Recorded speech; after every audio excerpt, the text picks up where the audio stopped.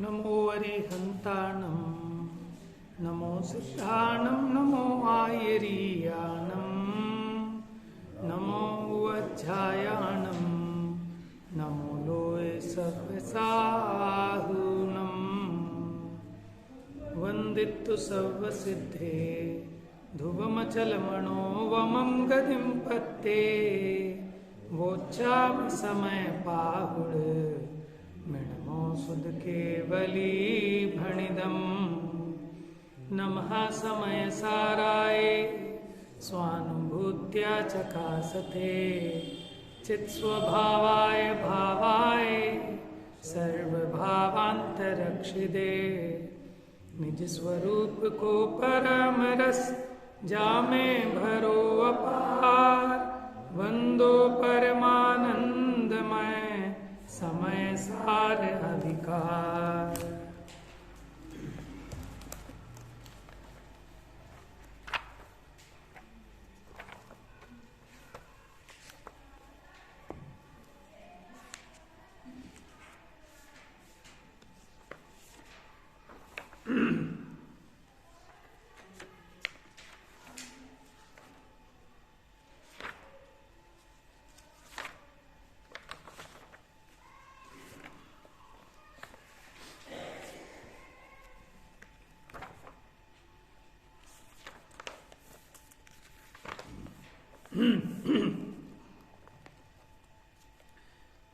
तो चर्चा ये चल रही थी भेद विज्ञान की, निर्जरा अधिकार कि ज्ञानी स्व और पर का जो भेद विज्ञान करता है फिर पर को त्याग कर स्व में स्थित होता है। उसमें पहले राग आदि से भेद ज्ञान किया, फिर राग की जगह बदल कर क्रोध मान माया लोभ 5 इंद्रियां 9 कर्म कर्म मन वचन काय ऐसे 16 सूत्र बनाकर उसका व्याख्यान करना।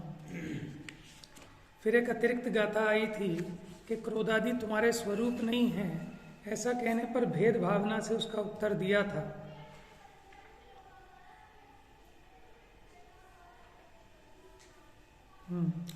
गाथा अपनी चल रही थी 200 नंबर की। गाथा में ये था पेज नंबर 500। इस प्रकार सम्यक दृष्टि अपने को जानता और राग को छोड़ता हुआ, अपने को जानता हुआ, कैसा जानता हुआ कि मैं ज्ञायक भाव हूं, पुद्गल कर्म के उदय के फल में होने वाले भाव वो मेरा स्वभाव नहीं है, ऐसा अपने को जानता हुआ। और ये जो राग है जब ये मेरा स्वभाव नहीं है तो उसमें एकत्व बुद्धि के छोड़ने से उसी को कहते हैं राग को छोड़ता हुआ नियम से ज्ञान वैराग्य संपन्न होता है।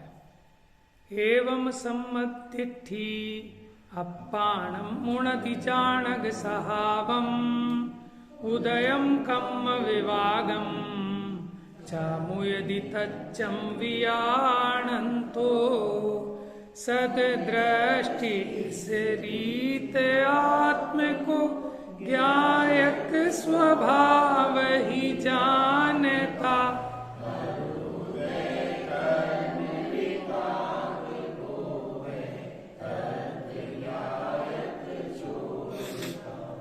तो यहाँ कह रहे थे कि मात्र जानने से ही काम नहीं होगा, जानने पर अब मैं कौन हूं कि ज्ञायक भाव रूप मैं हूं, उसमें ही एकत्व करना, उसमें ही ममत्व करना, उसी में संतुष्ट लीन रहना। और जो रागादिक हैं देहादिक हैं इनको अपना नहीं मानना, इसमें लीन नहीं होना। ठीक है ना। तो इसका मतलब है कि सम्यक चारित्र, खाली सम्यक दर्शन सम्यक ज्ञान से तो काम नहीं होता ना, सम्यक चारित्र भी चाहिए। माने अब जैसा जाना है, जैसा देखा है, अब उस रूप परिणमित होना। जब आपने जाना कि मैं ज्ञायक भाव हूं और ये रागादि भाव रूप मैं नहीं हूं, तो क्या करना कि रागादि भाव को छोड़कर ज्ञायक भाव में लीन होना। कल चर्चा की थी ना कि बिना ज्ञान के जो वैराग्य है वो वास्तव में सच्चा वैराग्य नहीं है, वो रुंधी हुई कसाय है। और उसकी साक्षी के लिए आपको बता दिया था कि 137 नंबर का कलश आ रहा है, वहां भी ये बात कहेंगे। क्योंकि प्रश्न उठाया था, कल प्रश्न किया था ना कि जो द्रव्यलिंगी हैं क्या उनके रुंधी हुई कसाय मानी जाएगी? कि यहाँ तो ये कह रहे हैं, पहले हमने स्पष्ट किया था कि द्रव्यलिंगी का मतलब क्या है।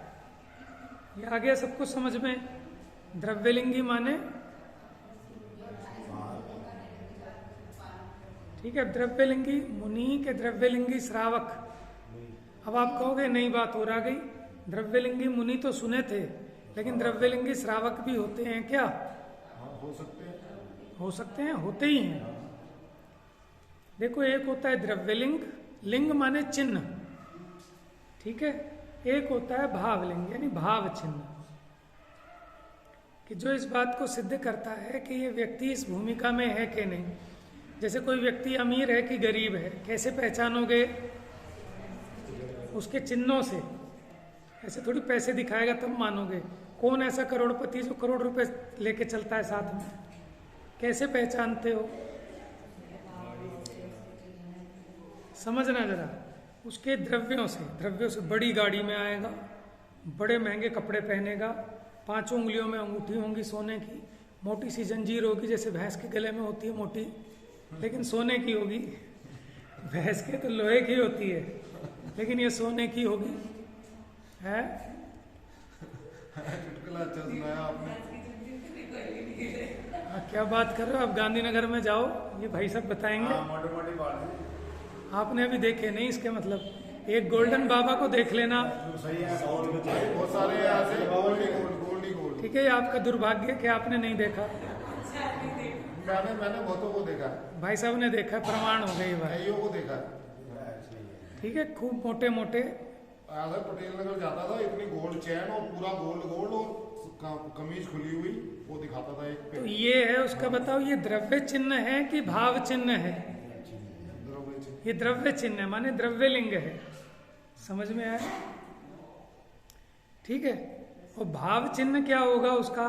कि वाकई में उसका बैंक बैलेंस है, ये उसका भाव चिन्ह है। वो आपको नहीं पता। समझ में आया? उसके बैंक में बैलेंस कितना है, शेयर मार्केट में उसका कितना पैसा इन्वेस्टेड है, समझ में आया? कितनी उसने गुड़गांव में जमीन ले रखी है, ये आपको नहीं पता चलेगा। आपको तो उसके कपड़े, ठीक है ना, उसके आभूषण, उसका वो गाड़ी, नौकर चाकर, मकान जो है, तो जो आपको दिख रहा है बाहर में वो द्रव्य चिन्ह है, और जो भाव चिन्ह है वो आपको नहीं दिख रहा। ठीक है। अब इसमें उदाहरण है, स्थिति एक देश घटित होगी। अब देखो, कदाचित कोई ऐसा भी हो सकता है कि बाहर में तो बहुत चमका के रखे, लोन ले लेके बड़ी गाड़ी, बड़ी सोने की चैन और बढ़िया कपड़े। अब उनको पप्पी लहरी भी दिखा सकते हैं। पप्पी लहरी है जो गोल्ड लगा पहन के रखता है काफी। ठीक है, ये सब चीजें उसने रख ली, लेकिन बैंक में क्या बैलेंस है उसके? बैलेंस है कि नहीं? जीरो नहीं है, लोन चल रहा है। लोन चल रहा है, तो उसको कहते हैं ओवरड्राफ्ट है। ओवरड्राफ्ट के अलावा लोन भी है। समझ में आया? पूरा ऐश करेगा, पैसा दूसरे का लगाएगा, हाँ, और उसी का खर्च करेगा। अब देखा जाए अंदर से तो बिल्कुल बेकार है, और बाहर में दिख रहा है अमीर है। तो अगर हम द्रव्य चिन्ह से देखें तो पूरे उसके चिन्ह अमीरों वाले हैं, लेकिन अगर भाव चिन्ह से देखें तो वो तो बहुत कर्जे में डूबा हुआ है। समझ में आया? अच्छा, तीसरी कंडीशन, यानी अब एक कंडीशन तो ये हुई कि बाहर में द्रव्यलिंग है लेकिन भावलिंग नहीं है। समझ में आया? दूसरी कंडीशन कि बाहर में भी द्रव्यलिंग है और भीतर में भावलिंग भी है। ठीक है, यानी दिख भी रहा है और है भी, बैंक बैलेंस भी है। तीसरी कंडीशन कौन सी हो सकती है? आप कहोगे बाहर से तो फटे हाल दिखे और अंदर पैसा बहुत हो। ठीक है, कदाचित उदाहरण में हो जाए ये कंडीशन, लेकिन ये हमें समझानी नहीं है। क्यों? क्योंकि हमें सिद्धांत समझाना है। सिद्धांत में ही 2 कंडीशन लगेंगी कि अब कोई मुनिराज बने। अब मुनिराज की बाह्य पहचान का चिन्ह क्या है? कि उनकी नग्नता, उनके 28 मूल गुणों का निरतिचार पालन, ये बाहर का चिन्ह है। इसका नाम हो गया द्रव्यलिंग। ठीक है। और भीतर का क्या है? उनका मुनिपना के 6, 7वें गुण स्थान योग्य शुद्धि, माने 3 कसाय चौकड़ी का मिनिमम। समझ में आया? देखो ये चारों चौकड़ी का अभाव हो जाए अगर संजलन का भी, ठीक है, तब भी है तो मुनि ना। भले 12वें गुण स्थान में आ गए, मुनि है कि नहीं है? क्या आप ऐसा कोई मुनि मान सकते हो कि भावलिंग और द्रव्यलिंग ना हो? समझ में आया ना? माने बाहर में जो उनकी नग्न मुद्रा दिख रही है, भले ही वो ध्यान का गुण स्थान है, पहले तो द्रव्यलिंगी होंगे, फिर बाद में भावलिंगी होंगे। ठीक है, तो यानी जहां जहां भावलिंग है वहां वहां द्रव्यलिंग जरूर होगा। बात समझ में आई? जहां जहां भावलिंग है वहां द्रव्यलिंग नियम से ही होगा, लेकिन जहां जहां द्रव्यलिंग है वहां सब जगह भावलिंग हो ऐसा जरूरी नहीं है। ये बात समझ में आई? ठीक है, तो अब कौन से द्रव्यलिंगी की चर्चा करना कि जो बिना भावलिंग के हैं, जिनको भीतर में 6, 7वें गुण स्थान योग्य शुद्धता तो नहीं है। ठीक है, यद्यपि 4, 5वें वाले भी हो सकते हैं, उनको भी भावलिंग नहीं मानेंगे। अच्छा, श्रावक का भावलिंग और द्रव्यलिंग क्या है? श्रावक होता है 5म गुण स्थानवर्ती। अगर उसका 5वां गुण स्थान है तो ये उसका भावलिंग है श्रावक का, और 5वां गुण स्थान तो नहीं है, लेकिन अनुव्रत आदि की क्रिया प्रॉपर है, वो उसका द्रव्य चिन्ह है। ठीक है, अब कोई मुनिराज बाहर में तो पूरे 28 मूल गुण का पालन कर रहे हैं, लेकिन अंदर में 5वां गुण स्थान है। समझ में आया? अंदर में क्या है? 5वां गुण स्थान। तो वो द्रव्यलिंग तो ठीक है उनका 28 मूल गुण के हिसाब से, लेकिन भावलिंग की अपेक्षा मुनिपना नहीं है। भावलिंग से देखें तो भी श्रावक की भूमिका में खड़े हैं। लेकिन हम बात कर रहे हैं मिथ्या दृष्टि की। हम कौन सा द्रव्यलिंगी पकड़े हैं कि जो पहले गुण स्थान में मिथ्या दृष्टि है, यद्यपि उसके कसाय की मंदता हुई है, तभी वो 28 मूल गुण का निरतिचार पालन होता है। लेकिन फिर भी उनके भी वो जो वैराग्य है जितना भी है वो सब बाल व्रत है, बाल तप है। समझ में ना? अज्ञान रूप चेष्टा है, क्योंकि अंदर में आत्मा और अनात्मा के बीच में भेद विज्ञान नहीं है।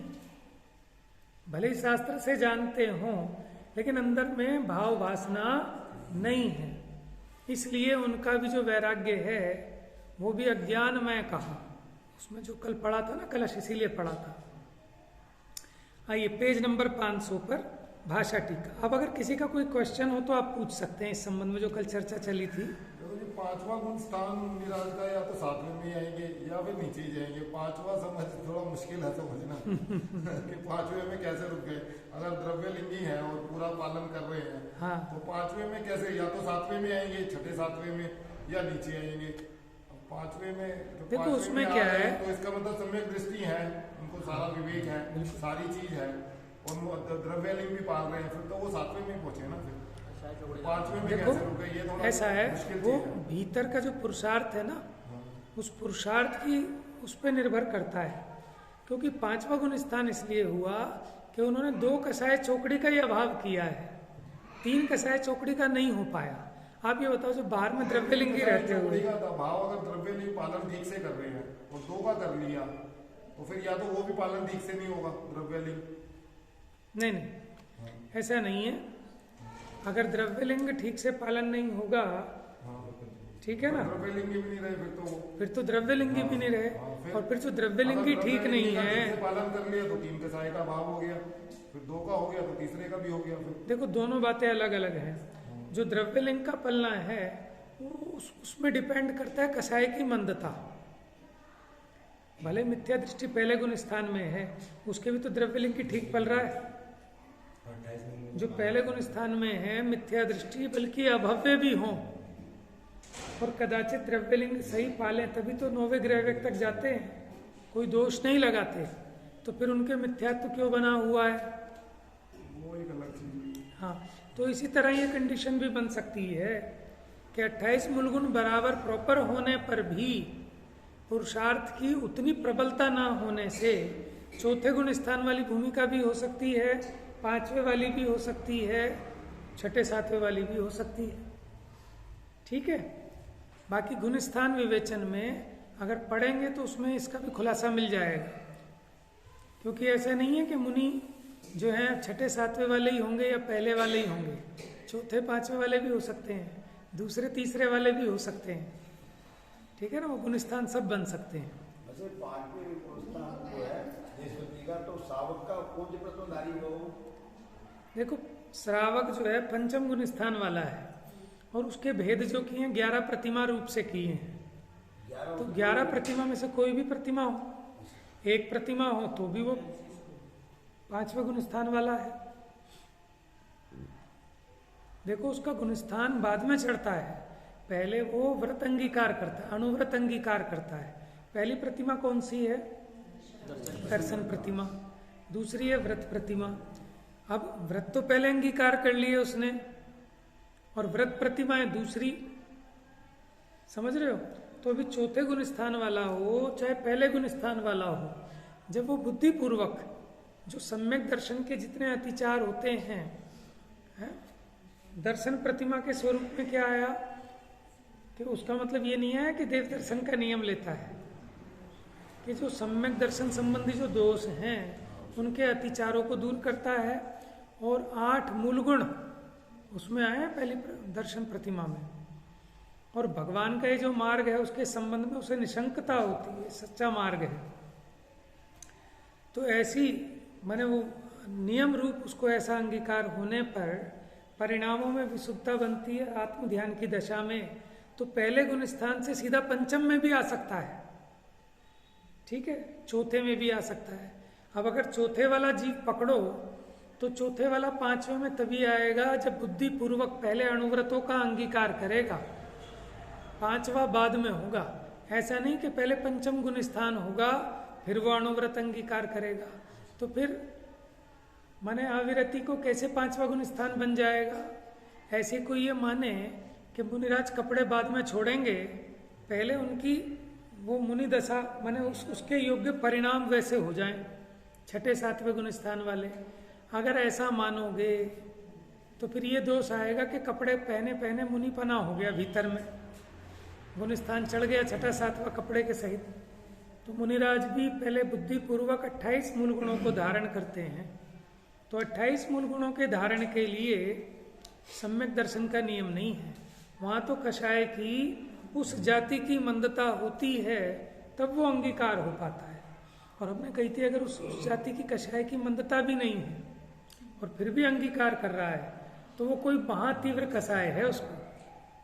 जैसे उदाहरण दिया था कि पर स्त्री का तो त्याग किया नहीं और स्व स्त्री का त्याग करे, समझ में आया? तो ये तीव्र कषाय के बिना नहीं हो सकता। जैसे कोई त्रस हिंसा का तो त्याग नहीं करे और स्थावर हिंसा का परहेज करे, समझ में आया? तो तीव्र कषाय अज्ञानता है। पहले स्थूल पाप छोड़ा जाता है फिर सूक्ष्म पाप, ठीक है। स्थूल पाप को तो छोड़ा नहीं और पहले सूक्ष्म पाप छोड़ने का आग्रह करता है, तो वो उल्टा अधिक बंध को प्राप्त होता है। तो वो कहा था ना कल, अल्प लेप महालेप से बचाने वाला है। क्या कहा? अल्प लेप महालेप से बचाने वाला है। अपेक्षा से समझना। जैसे जिसको अभी परिस्त्री का त्याग नहीं हो रहा तो वो बुद्धिपूर्वक उसको क्या कहें कि भैया स्व स्त्री को ग्रहण कर। जैसे मानो कोई बच्चा बिगड़ रहा तो कहते भैया इसकी शादी करा दो, सुधर जाएगा। कैसे सुधर जाएगा? समझ रहे हो आप? तो क्या हुआ कि भैया अगर इसे इस बंधन में बांध दोगे तो बाहर ये जो इधर उधर बैठता है, गलत काम करता है, वो सब इसके छूट जाएंगे। तो हमने जो उसको एक बंधन कराया तो बहुत सारे बंधनों से बचा लिया कि नहीं बचा लिया? स्व स्त्री का ग्रहण करने पर, ठीक है ना, जब उस समय प्रतिज्ञा दिलाई जाती है विवाह के समय, जो 7 वचन है उनमें आता है सब कि पर स्त्री का मैंने उसका संग नहीं करूंगा, है ना। तो अब आप ये सोचो, एक ये नियम लेने से एक स्व स्त्री संबंधी, इसको स्वदारा संतोष व्रत कहते हैं, तो कितनी पर स्त्रियों का त्याग हो गया इसको, तो कितने महाबंध से बच गया। तो इस अपेक्षा समझना कि अल्पलेप महालेप से बचाने वाला, इस अपेक्षा। हाँ, और जिसकी पुरुषार्थ की इतनी प्रबलता हो वो सारा ही त्याग करे, लेकिन जिसकी उतनी सामर्थ्य नहीं है तो उसको कहते हैं भैया, जैसे मानो किसी से पूरा उपवास नहीं होता तो कहते हैं भाई तू पानी पी के कर ले। यद्यपि पानी पी लिया तो वो उपवास नहीं है, वो तो एक आसन है, लेकिन फिर भी प्रमोट करते हैं ना, क्योंकि अगर तू पानी भी नहीं पिएगा तो फिर हॉस्पिटलाइज हो जाएगा और फिर वहाँ आवश्यक औषधियाँ चढ़ानी पड़ेंगी।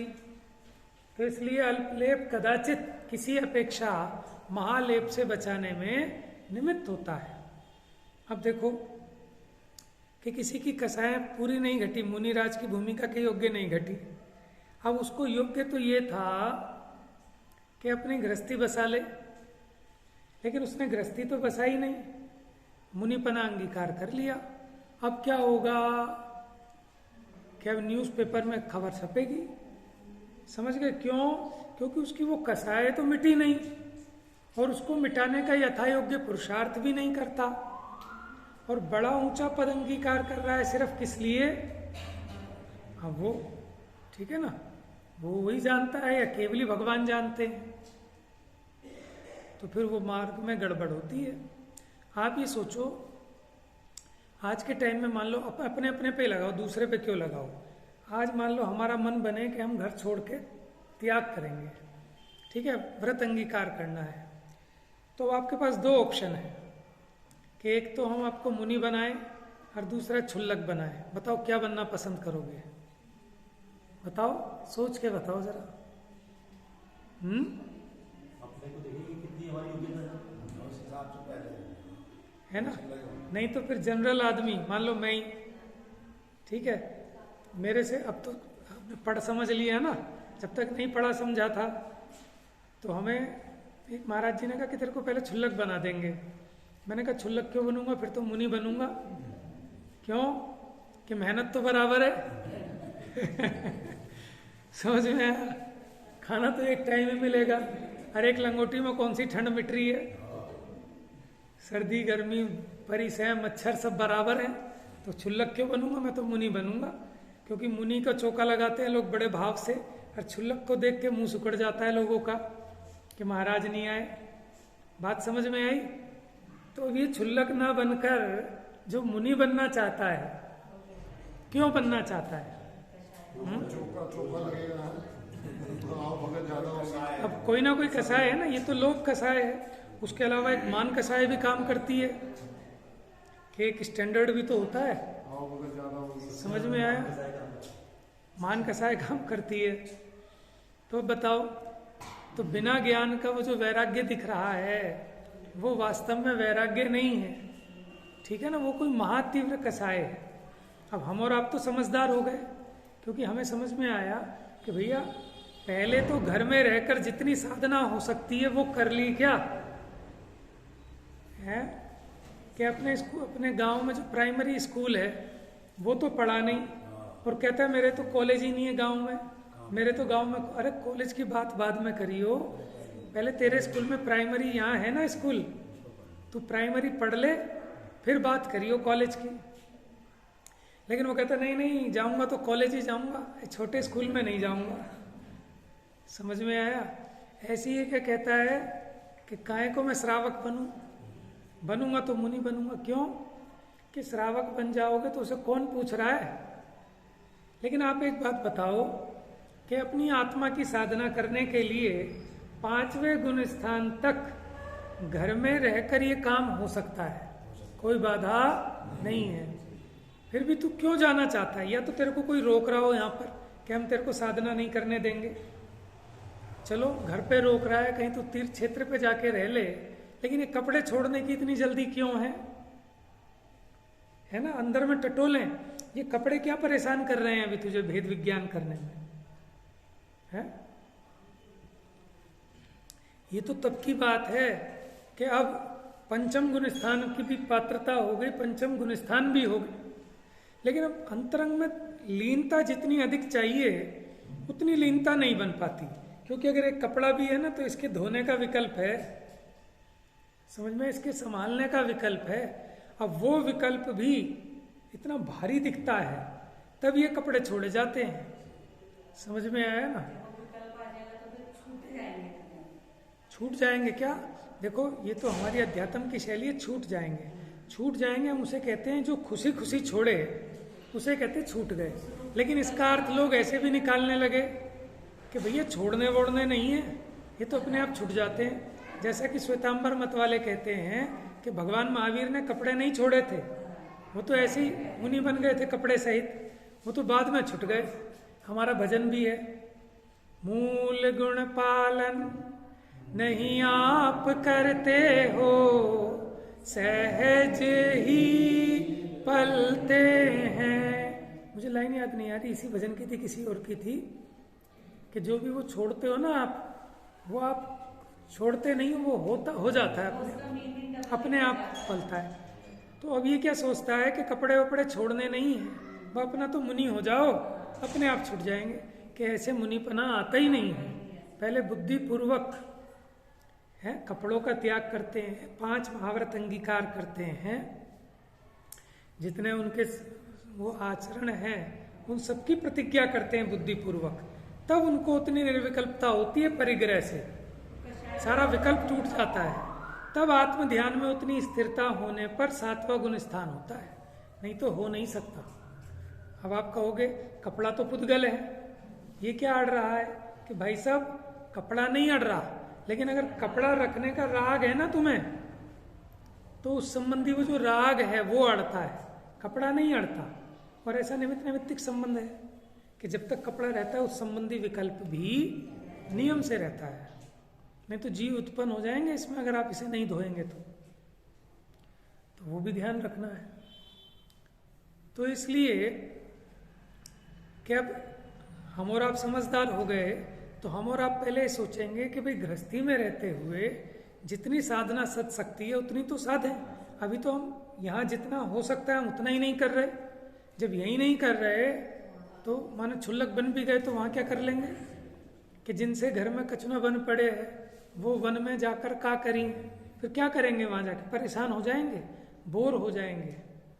समझ में? अभी हम कहते हैं कि साहब हमें टाइम नहीं मिलता, टाइम नहीं मिलता, टाइम नहीं मिलता, लेकिन आपको एक दिन टाइम दे दिया जाए फुर्सत से, तो आप कितना स्वाध्याय कर पाओगे?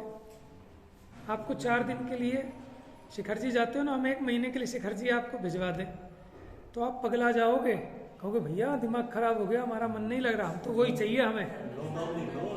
लॉकडाउन देखो आप, कितनी फुर्सत मिली थी, सब परेशान हो गए। वैसे लोग कहते छुट्टी छुट्टी छुट्टी, तो ये सब कहने की बात है, भूमि का प्रमाण कार्य होता है।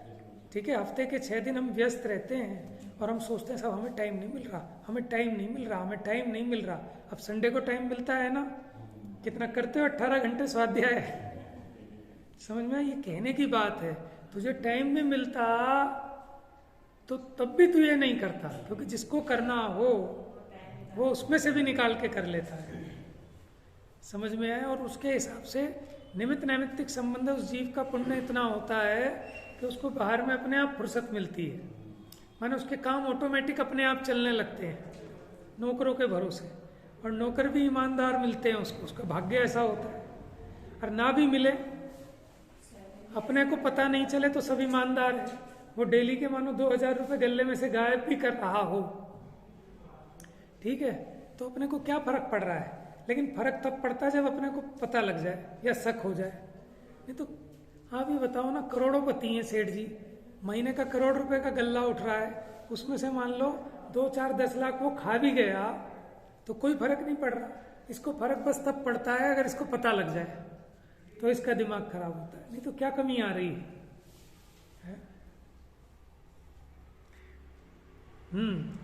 फिर तो क्षुल्लक और मुनिपना, अब बाहर में तो सब एक जैसी सी चीजें हैं, ठीक है, एक बार वो भोजन करते हैं, एक बार वो भोजन करते हैं, वो भी नंगे पैर घूमें, वो भी नंगे पैर, वो भी घर में नहीं रहेंगे, वो भी घर में नहीं रहेंगे, ठीक है। तो अब ये इस तरह से तोल रहा है, जबकि उसका तोल ये नहीं है। तोल तो देखो, जो क्षुल्लक हैं वो श्रावक का उत्तम पद है, जो श्रावक दशा ही है वो भी 5वां गुण स्थान ही है, लेकिन उसकी उत्कृष्ट दशा है। माने वो एक तरीके से अपने आप को तोल रहे हैं, क्योंकि भाई साहब मुनिपना अंगीकार करके और फिर उस प्रतिज्ञा को भंग करना महापाप है, और जिन धर्म की भी बड़ी भारी अप्रभावना है। इसलिए छोटी प्रतिज्ञा करके ऊंचा धर्म पाले तब तो प्रशंसा के योग्य है। समझ में आया? और प्रतिज्ञा तो ऊंची करे और उसमें कुछ कमी करे तो निंदा का पात्र होगा। समझ में आया? माने भले ही आप छोटा नियम लो, लेकिन कोई रोकता थोड़ी है, आप उसको ऊंचा पालो और अधिक पालो। समझ में आया? भले ही आपने एक आसन का नियम लिया और फिर भी आपने एक बार भी नहीं खाया, तो इसमें कोई परेशानी थोड़ी है, प्रशंसा का पात्र है। ठीक है? और उपवास, प्रतिज्ञा तो की, उपवास की, लेकिन 2 चम्मच खाया, तो फिर क्या है? निंदा का पात्र है। इसलिए काम ऐसा करना चाहिए कि जिससे परिणाम बढ़ते रहें, प्रतिज्ञा के प्रति निरादरपना ना हो। समझ में आया? तो इसलिए अगर आपको लगता है कि मेरी इतनी हैसियत है, समझ में आया ना, तो थोड़ा सा कम ही प्रतिज्ञा ले लेना। उसमें क्या होगा कि आपकी पावर तो ज़्यादा है, ताकत ज़्यादा है, लेकिन जो रिस्पॉन्सिबिलिटी है वो भी कम है, तो आपके परिणाम चढ़ते रहेंगे, और अधिक और अधिक और अधिक। तो उस हिसाब से बढ़ाएंगे तो परिणामों में वृद्धि होगी। अन्यथा कि आपके परिणाम तो इतने हैं, प्रतिज्ञा इतनी दिला दी, तो जो परिणाम था वो भी खत्म हो जाएगा। समझ में आया? देखो, ऐसी आपकी जठराग्नि भी है कि इसको जितनी भूख हो उससे कम दो, तो ये जो जठराग्नि है ये ठीक रहेगी, हाजमा बढ़िया रहेगा और टेस्ट बना रहेगा। अगले दिन भी आपकी इच्छा करेगी कि खा लें। और इसकी औकात तो इतनी थी और आपने इतना खिला दिया इसको, तो क्या होगा कि ये फिर कह देगा भैया आज के बाद नहीं खाएंगे, और वो अग्नि भी मर जाएगी, भूख ही नहीं लगेगी आपको। समझ में? हाजमा गड़बड़ हो जाएगा। है? तो माने अगर कोई भी प्रतिज्ञा है तो हम उसको उतना धारण करें कि जितनी अपनी कसाय उतनी मंद हुई हो, उसके अनुपात में, दूसरे के लिए नहीं। क्योंकि प्रतिज्ञा ली जाती है अपने परिणामों की विशुद्धि के लिए, लेकिन वो प्रतिज्ञा लेकर अपने परिणाम और गिर जाएं तो नुकसान तो अपना हुआ ना, है ना?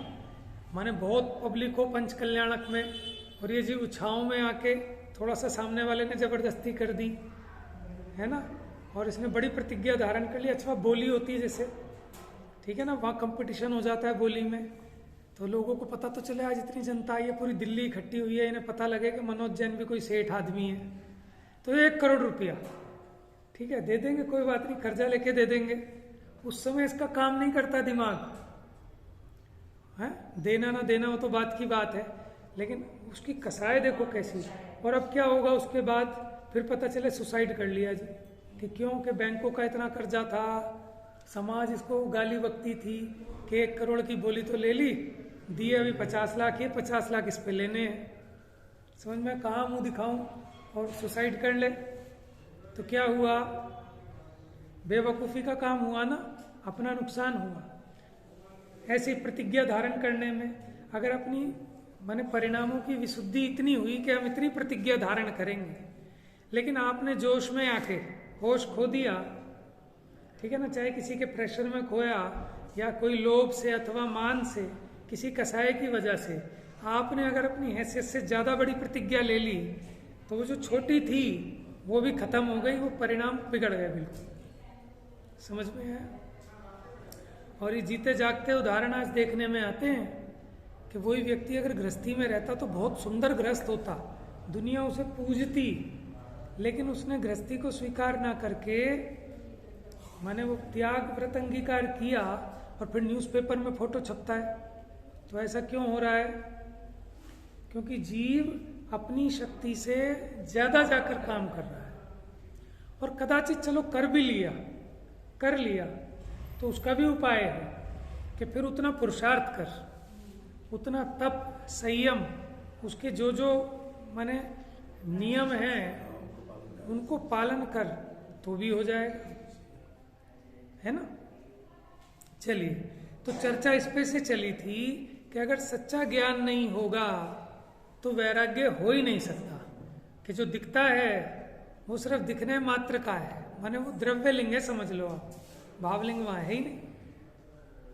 और आनंद होगा आपको तो भाव का होगा, समझ में। माने मैं बिल्कुल एकदम चमका हुआ सफेद कपड़ा पहन के आऊं तो किसको मजा आएगा? देखने वाले को, उसको साफ सुथरी चीज देखने को मिल रही है, समझ में। लेकिन परिणाम बिल्कुल काले हों मेरे, तो मैं क्या भोगूंगा अपने परिणामों को, कि इस कपड़े की सफेदी को, समझ में। ये तो है द्रव्य लिंग, और भीतर में जो परिणाम है वो हम लोग वो कसते हैं ना कमेंट, ये जितने नेता हैं ये सफेद वस्त्र पहनते हैं क्योंकि इनके परिणाम ज्यादा काले हैं, समझ में आया। यद्यपि निमित्त नैमित्तिक संबंध है, जिनके परिणाम निर्मल होते हैं मुख्यतया उनको वस्त्र भी निर्मल अच्छा लगता है, समझ में। उनको नीला पीला अच्छा नहीं लगता क्योंकि टेस्ट वैसा बन जाता है। और जिनके परिणाम आप ये देख लो, जितने भी भयंकर तीव्र कसाई टाइप के काम हो, जल्लाद हो, राक्षस हो, ये तांत्रिक पांत्रिक जो होते हैं उठपटांग काम करने वाले, इनके कपड़े कैसे मिलेंगे आपको? सारे बड़े डार्क डार्क कलर, समझ में आया।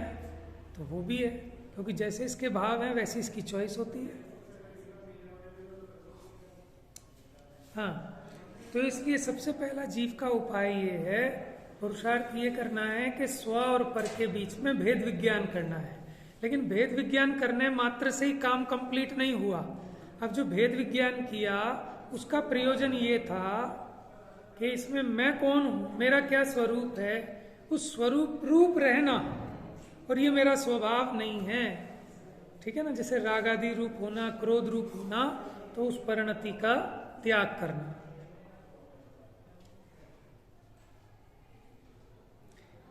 सबसे नीचे देख लो जयचंद जी साहब का भावार्थ। जब अपने को तो ज्ञायक भाव रूप सुखमय जाने कि मेरा स्वरूप कैसा है, ज्ञायक भाव। अब जो ऐसा अपने स्वरूप को जानेगा और मानेगा वो सुख स्वरूप है, क्योंकि ज्ञायक भाव तो सुख स्वरूप है, ये रागादि भाव दुख स्वरूप है। और कर्मोदय से उत्पन्न हुए भावों को आकुलता रूप दुख रूप जाने, तब ज्ञान रूप रहना और पर भावों से विरागता, ये दोनों अवश्य होते हैं। कब होते हैं? जब ऐसा समझ लें कि जो ज्ञायक भाव रूप रहना है वो सुख रूप रहना है, और रागादि भाव रूप रहना ये दुख रूप रहना है। जिसको ये बात समझ में आएगी तो वो क्या करेगा कि वो ज्ञान भाव रूप रहेगा और पर भावों से विरक्त होगा, तब उसके ज्ञान और वैराग्य होता है। यह बात प्रगट अनुभव गोचर है, और यह ही सम्यक दृष्टि का चिन्ह है। माने सम्यक दृष्टि का लिंग क्या है? ज्ञान और वैराग्य। जो जीव पर द्रव्य में आसक्त रागी है, पर द्रव्य में आसक्त माने कि पर द्रव्य में इष्टपने की कल्पना करता है अथवा अनिष्टपने की कल्पना करता है, और सम्यक दृष्टित्व का अभिमान करता है। माने पर द्रव्य के प्रति तो राग है, और क्या अभिमान करता है कि मैं सम्यक दृष्टि हूं। वे सम्यक दृष्टि नहीं है, वे वृथा अभिमान करते हैं। इस अर्थ का कलश रूप काव्य कहते हैं। सम्यक दृष्टि स्वयमयमहं जातु बंधो न मे स्यात् द्वितीयोत्थानोत्पुलकवदना रागिणोऽप्याचरन्तु आलम्बन्तां समिति परतां ते यतोऽद्यापि पापाः आत्मानात्मा वगमविरहात् सन्ति सम्यक् त्वरिता। इसे कहते हैं पापा वाली गाथा है। कौन कौन यहाँ पापा हैं? देखो, पापा का मतलब क्या होता है?